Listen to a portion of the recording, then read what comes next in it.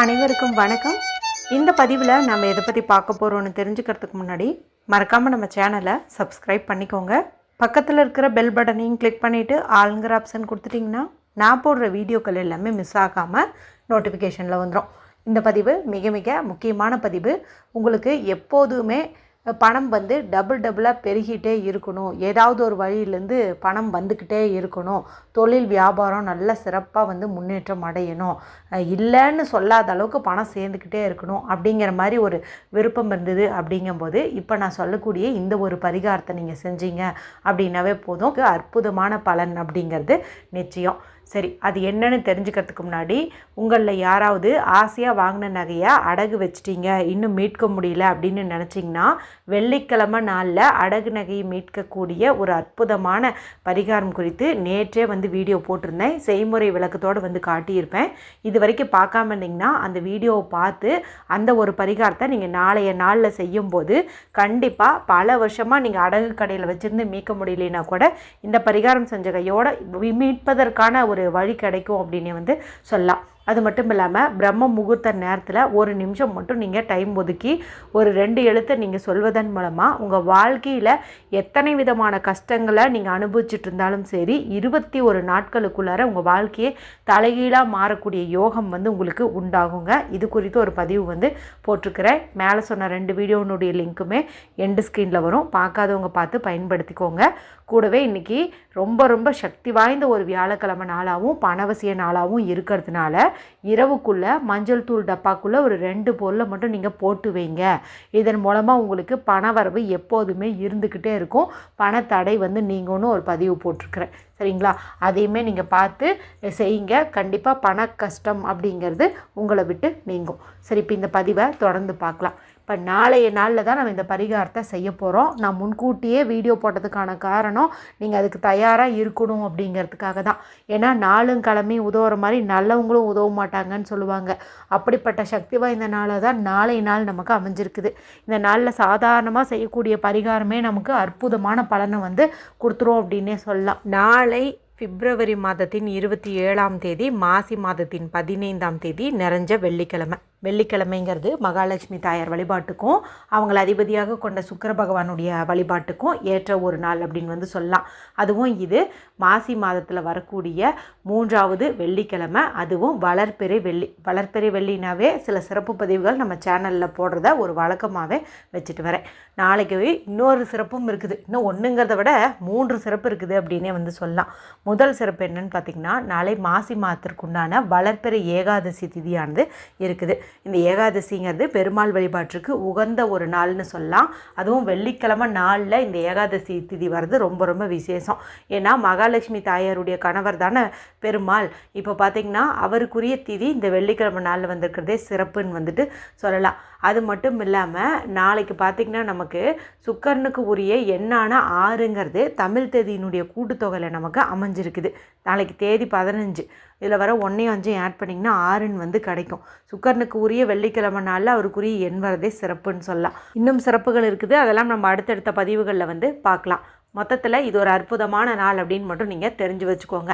இந்த நாளில் ராகு காலம் யமகண்டம் தவிர்த்து மற்ற எந்த நேரத்தில் வேணாலும் இப்போ நான் சொல்லக்கூடிய இந்த பரிகாரத்தை நீங்கள் செய்யலாம். ராகு காலங்கிறது வெள்ளிக்கிழமை நாளில் காலையில் 10:30லேருந்து 12 மணி, யமகண்டம் அப்படிங்கிறது மதியம் 3 மணிலேருந்து 4:30. இந்த 2 நேரத்தை ஸ்கிப் பண்ணிட்டு மற்ற நேரத்தில் இது நீங்கள் தாராளமாக செய்யலாம்.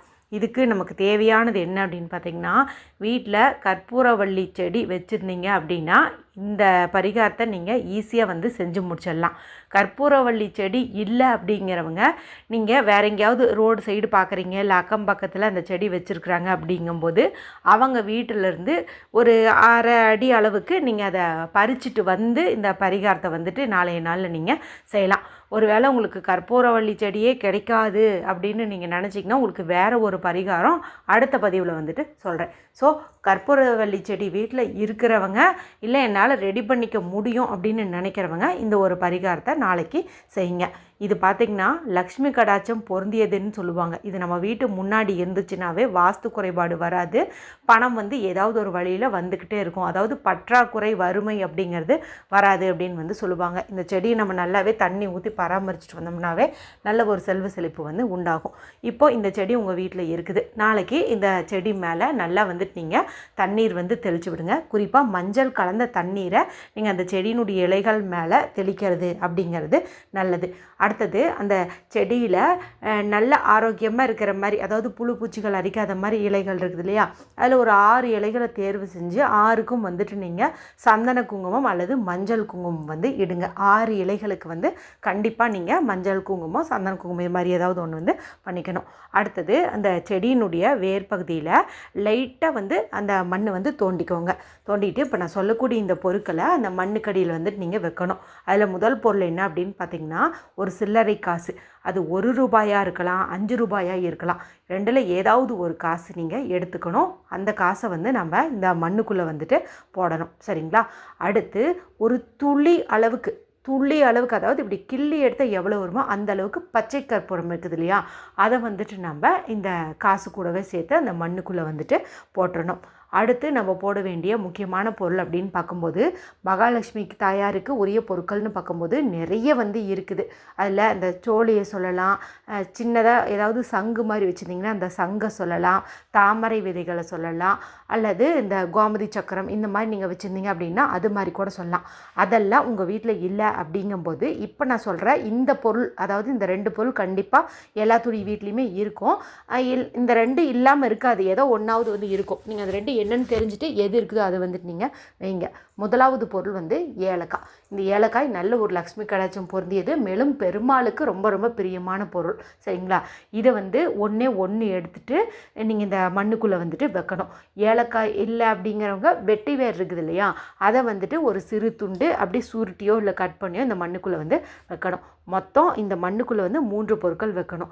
ஒரு சில்லறை காசு, அது 1 ரூபாயோ 5 ரூபாயோ அது ஒன்று, கூட ஒரு துளி அளவுக்கு பச்சை கற்பூரம், ரொம்ப போட வேண்டாம், ஒரு துளி அளவுக்கு போடணும். அடுத்து கூட வந்து ஒரு ஏலக்காயோ அல்லது வெட்டி வேரோ, இல்லை நீங்கள் சோழியெல்லாம் வச்சுருக்கீங்க அப்படின்னா அது கூட நீங்கள் வந்துட்டு போடலாம், ஏதாவது ஒன்று. மொத்தம் 3 பொருட்கள் வந்து நம்ம இந்த மண்ணுக்கடியில் வந்து போடணும். போட்டு இப்போ இந்த மண்ணை வந்துட்டு நீங்கள் அப்படியே வந்து மூடி வச்சுருங்க. எப்பவும் போல் இந்த செடிக்கு நீங்கள் நல்லா வந்து தண்ணி ஊற்றி பராமரிச்சுட்டு வாங்க.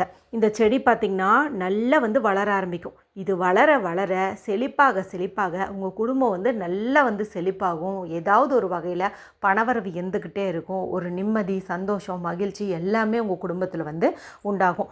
இப்போ உங்கள் வீட்டில் செடியில் வேறு எங்கேயாவது போய் பறிச்சிட்டு வரணும்னு நினச்சிங்கன்னா நீங்கள் புதுசாக ஒரு மண் தொட்டி வச்சோ, இல்லை வீட்டில் ஆல்ரெடி வேறு ஏதாவது செடி வச்சுருக்கீங்கும்போது அதில் கொஞ்சம் காலியாக நடந்துச்சுன்னா அங்கே வந்துட்டு இந்த செடி நீங்கள் நட்டு வைக்கலான்னு இருக்கிறீங்கன்னு வச்சுக்கோங்களேன். முதல்ல நான் சொன்ன இந்த பொருட்களை வந்துட்டு மண் தோண்டி உள்ளே போட்டுருங்க. போட்டுட்டு அதுக்கு மேலே கொஞ்சம் மண்ணை போட்டு கவர் பண்ணிட்டு அதுக்கு மேலே இந்த செடி வந்துட்டு நீங்கள் நட்டு வைங்க. சரிங்களா? இந்த மாதிரி வந்துட்டு நீங்கள் பண்ணிவிடுங்க. ஏற்கனவே இந்த பரிகாரம் நம்மளுடைய சேனலில் ஓராண்டுக்கு முன்னாடி நான் வீடியோவாக வந்து போட்டிருக்கிறேன். அது வந்து பொதுவாக வெள்ளிக்கிழமை நாளில் செய்யுங்க அப்படிங்கிற மாதிரி வந்து சொல்லியிருப்பேன். ஆனால் இப்போ நமக்கு இந்த மாசி வளர்பிறை வெள்ளி சுக்கரனுக்குரிய சேர்க்கை, அதே போல் வந்து வளர்பிறை ஏகாதசி, அது இந்த வளர்பிறை ஏகாதசியை ஜெய ஏகாதசி அப்படின்னு வந்து சொல்லுவோம். ஜெயன்னா வெற்றி, எல்லாத்துலேயுமே வந்துட்டு ஜெயம், வெற்றி உண்டாகட்டும் அப்படின்னு வந்து அர்த்தம். இந்த நாளில் செய்யும்போது இன்னும் கூடுதல் பலன் வந்து கிடைக்கும். சரிங்களா? அவசியம் இதை செஞ்சு பலனடையுங்க. வீடியோ பிடிச்சிருந்தா மற்றவங்களோடையும் ஷேர் பண்ணுங்கள், லைக் பண்ணுங்கள். மற்றும் ஒரு பயனுள்ள பதிவில் உங்களை சந்திக்கிறேன். நன்றி, வணக்கம்.